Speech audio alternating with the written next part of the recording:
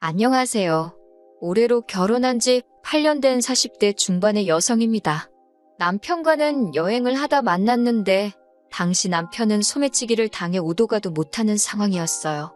그걸 제가 도와주면서 통성명을 하게 되었고 그게 인연이 되어 영화처럼 결혼까지 하게 되었네요. 이미 남편과 제가 만나기 시작했을 당시 남편이나 저 두 사람 다 나이가 많았습니다. 뿐만 아니라 구구절절 밝힐 수는 없지만 여러 가지 제약들이 있어서 남편과 오랜 고민 끝에 아이는 갖지 않기로 했지요. 이는 결혼 전 양가 부모님께도 알렸던 부분이라서 제가 이 일로 시댁과 부딪히게 될 거라고는 상상도 못했네요. 결혼 준비는 어떻게 했냐면 당시 남편이나 저나 안정적인 직장을 다니고 있었고 모아둔 돈도 꽤 있었어요. 그도 그럴 것이 남편이나 저 두 사람 성격이 크게 돈 쓰는데 취미가 있는 것도 아니었고 어수선하고 북적이는 걸 좋아하지도 않아서 술자리도 즐기지 않았거든요. 취미생활이라고 해도 크게 돈 드는 일은 안 하다 보니 자연스레 저는 저대로 남편도 남편대로 돈을 모으게 되었던 것 같네요. 아무튼 그래서인지 본격적으로 결혼 준비를 하는 동안에도 양가의 경제적인 부분에 있어서 도움을 받을 필요가 없어서인지 여러모로 어려움이 없었습니다. 남편과 저 두 사람의 생활만 놓고 본다면 이 좋은 결혼을 왜 진작 안 했을까 싶을 만큼 알콩달콩 잘 지냈어요. 하지만 어머님이 뜬금없는 요구를 하시면서 남편에게 처음으로 싫은 소리를 하게 되었네요. 결혼한 지 1년쯤 되던 때였습니다. 하루는 어머님이 저와 데이트를 하고 싶으시다며 연락도 없이 저희 회사 앞으로 오셨더라고요. 살짝 당황했지만 그래도 기왕 오셨으니 맛집도 가고 근처 구경도 하다가 커피를 마시러 갔지요. 카페에 도착하고 나서야 어머님께서 갑자기 제 손을 잡으시더니 사실 하실 말씀이 있으시다며 저더러 이제 놀 만큼 놀았으니 슬슬 애를 가지라 하셨습니다. 당신 아들, 그러니까 제 남편이 몇 대 손이고 어쩌고 하시면서 말이에요. 순간 숨이 막히고 가슴이 답답해졌습니다. 제가 어머님께 처음 인사드리러 갔을 때 분명히 딩크로 살겠다고 말씀드리지 않았냐. 어머님께서도 저희 둘만 잘 살면 된다 하셔놓고 왜 갑자기 말을 바꾸시냐 했어요. 그러자 하신다는 말씀이 그래도 둘이 같이 살기 시작하면 마음을 바꿔먹을 줄 아셨답니다. 그러면서 당신 주변 분들은 이제 손주 크는 거 보는 재미로 산다는데 당신은 어디 가서 할 말도 없고 기가 팍 죽는다면서 요새 사는 재미가 없으시대요. 이러다 하루아침에 당신과 아버님이 확 죽기라도 하면 저희더러 미안해서 어쩌려고 그러냐고요. 어머님의 궤변이 솔직히 너무 황당했어요. 저는 어머님께 아무리 그러셔도 못 낳는다고 선을 그었습니다. 벌써 제 나이가 얼만 줄 아시냐. 남편 나이는 또 어떻고 여러모로 걱정되는 바가 많아서 처음부터 안 낳기로 한 거다. 마음을 바꾸시라 했네요. 그러자 어머님께선 제가 이렇게 이기적인 줄 몰랐답니다. 당신 아들도 당신이 잘 아는데 실은 애를 가지고 싶을 거라나요? 그런데 저 때문에 안 갖는다 한 게 분명하다며 제가 못된 거고 이기적인 거고 나쁜 거라시대요. 결국 어머님과의 데이트는 엉망이 되었고 집에 돌아온 제가 먼저 퇴근한 남편을 붙들고 오늘 있었던 일을 이야기했습니다. 남편 역시 황당해하며 갑자기 어머님께서 왜 그런 말씀을 꺼낸지 모르겠답니다. 무조건 자기가 다 미안하다면서요. 그리고는 한 번만 더 또 그런 식으로 말씀을 하시면 그냥 남편인 자기한테 문제가 있다고 그러랍니다. 아들이 문제 있다는데 어쩌시겠냐고요. 그러면서 제가 원하면 당장이라도 어머님께 전화해서 따지겠다는데 그건 제가 말렸어요. 지금 바로 그래봤자 아들 조종하는 못된 며느리 소리나 들을게 뻔했으니까요.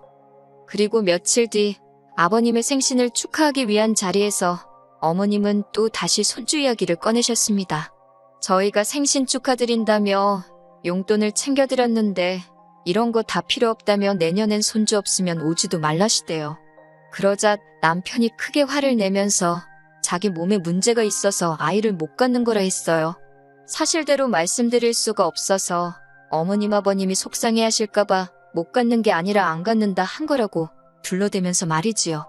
이땐 어머님뿐만 아니라 아버님까지도 크게 충격을 받으신 눈치라서 괜히 제가 다 죄송해지더라고요. 그래도 덕분에 소희 어머님의 손주 타령은 멈춰졌습니다. 그리고 얼마 지나지 않아 집안에 생각지도 못한 소식이 들려왔어요. 신우가 시집을 가겠다며 남자를 데리고 왔거든요. 문제는 이걸 문제라고 하는 게 맞나 싶긴 한데 신우는 저희 남편보다 12살이 어린 동생이에요. 다시 말하자면 시집 가겠다 하던 당시 신우 나이가 25인가 26인가 그랬거든요. 근데 이제 막 전역했다는 23살 먹은 남자를 데려왔으니 시부모님께선 절대 결혼 허락은 못 해준다며 크게 반대를 하셨습니다. 비단 남자가 연하라서 그런 건 아니었고 조건 자체가 마음에 안 든다고요. 며느리로서 이런 말을 해도 될지는 모르겠지만 솔직히 저희 시댁도 크게 내세울 게 있는 건 아니에요. 그나마 저희 남편 하나만 소위 개천에서 나온 용이라고 해야 하나? 그래도 뭐 딸 가진 부모 마음이 그렇잖아요. 좀 더 괜찮은 남자를 만나서 편하게 살았으면 하는 거요. 그런데 신우가 데려온 남자는 시부모님 눈에는 그럴 만한 깜냥이 안 돼 보였던 모양입니다. 하지만 아무리 반대하면 뭐 하겠어요. 둘이 좋아 죽으니 결국 별 수가 없더라고요.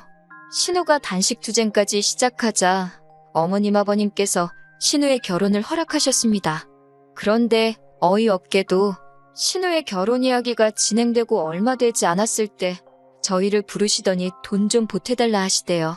원래부터 축의금을 500 정도는 생각하고 있었는데 어머님이 대놓고 돈을 보태라시니 처음엔 한 몇백, 진짜 많아야 1000만 원 정도 말씀하시나 했지요. 그런데 뒤이어 말씀하시길 애들 신혼집을 구해주면 안 되겠냐입니다. 까놓고 말해서 어디 돈 맡겨 놓으셨냐는 소리가 튀어나올 지경이었어요. 하지만 결론부터 말하자면 남편이 자기 명의로 오피스텔 전세를 구해줬습니다. 대출이자 안 내도 되고 월세 안 내면서 사는 게 어디냐고 고마운 줄 알고 착실하게 돈 모아서 나가라고 하면서요. 전 솔직히 이런 남편의 생각에 찬성은 아니었어요. 남이 보기엔 돈도 남편이 번 돈이었고 어찌됐건 신우에게 꽁으로 돈을 준 건 아니니 뭐가 문제냐 싶을 수도 있지만 가족이고 친구고 경제적인 걸로 얽혀서 좋을 게 없잖아요. 하지만 남편이 그래도 자기가 장남이자 오빠니까 이해해달라대요.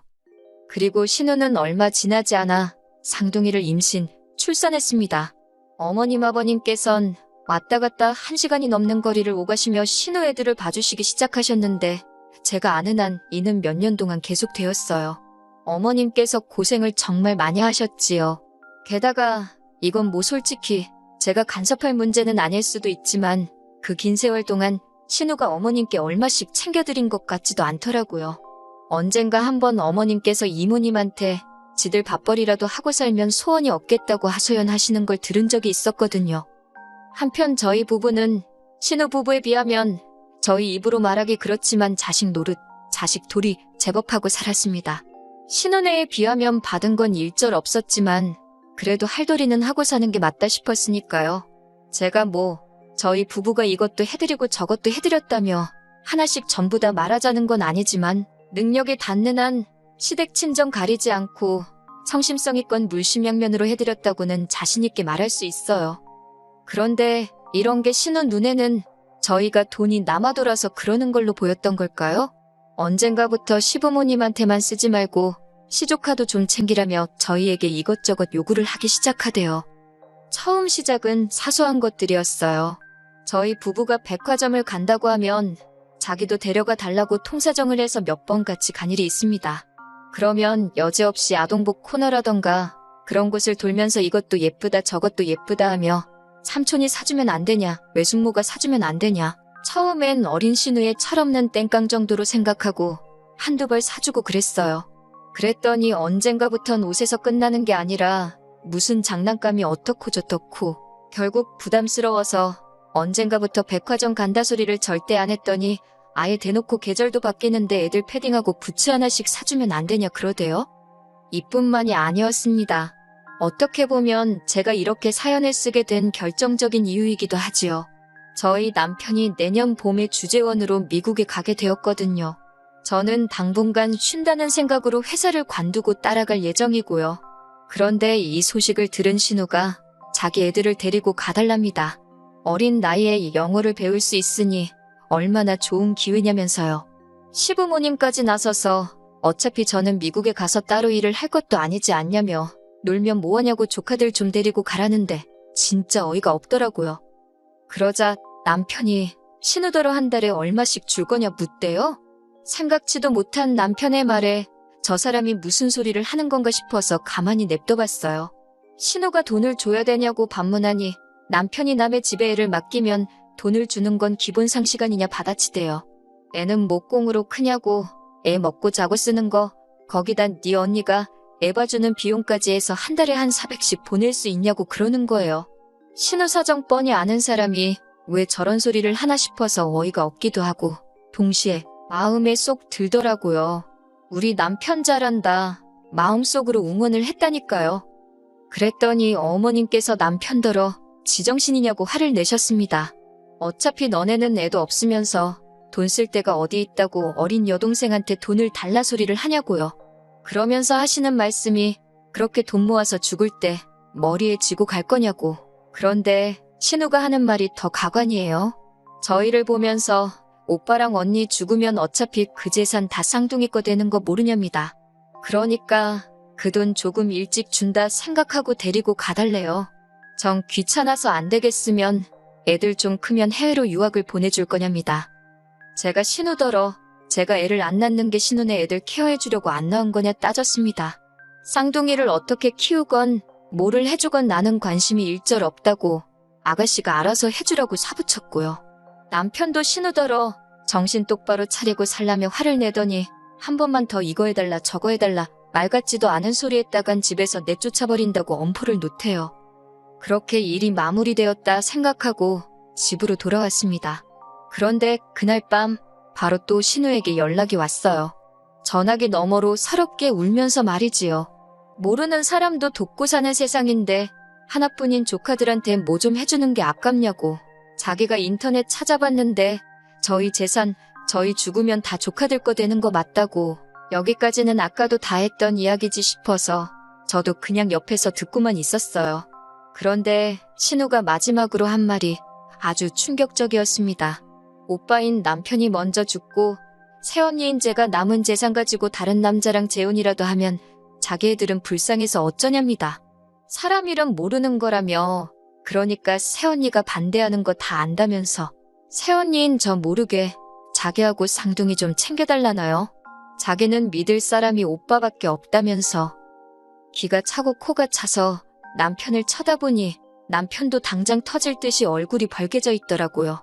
그러더니 전화기에다 대고 야, 이 미친 X라고 욕을 하더라고요. 이후로도 정신 나간 X야 뭐야 하면서 너 왜 이렇게 됐냐고. 이따위 생각이면 2번 다시 연락하지 말라대요. 족하고 나발이고 니 때문에 꼴도 보기 싫다며 사는 오피스텔도 당장 팔아버릴 거니까 이사갈 각오나 하고 있으라며. 저는 저희 남편이 그 정도로 화를 내는 걸 그때 처음 봤네요.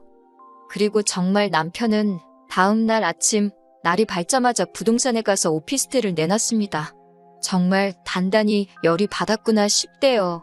그리고는 남편이 저만 동의해준다면 우리 둘 죽고 난 뒤 재산은 어디 암센터 같은데 기부해버리고 싶다길래 그러라 했어요. 이후로 신우는 여전히 앓는 소리 하면서 지 오빠는 무서운지 그리고 지가 뭐라 짓거렸는지 제가 모른다고 생각하는지 저한테 언니 하면서 연락을 해옵니다. 저는 들어주는 척은 하고 있지만 아무것도 해줄 생각은 없어요. 그리고 죄송하지만 어머님께도 마찬가지예요.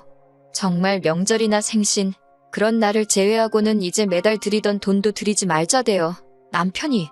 그간 남편이 늘 단호하고 믿음직스러운 모습만 보여줬기에 이번에도 남편만 믿고 따라갈 생각입니다.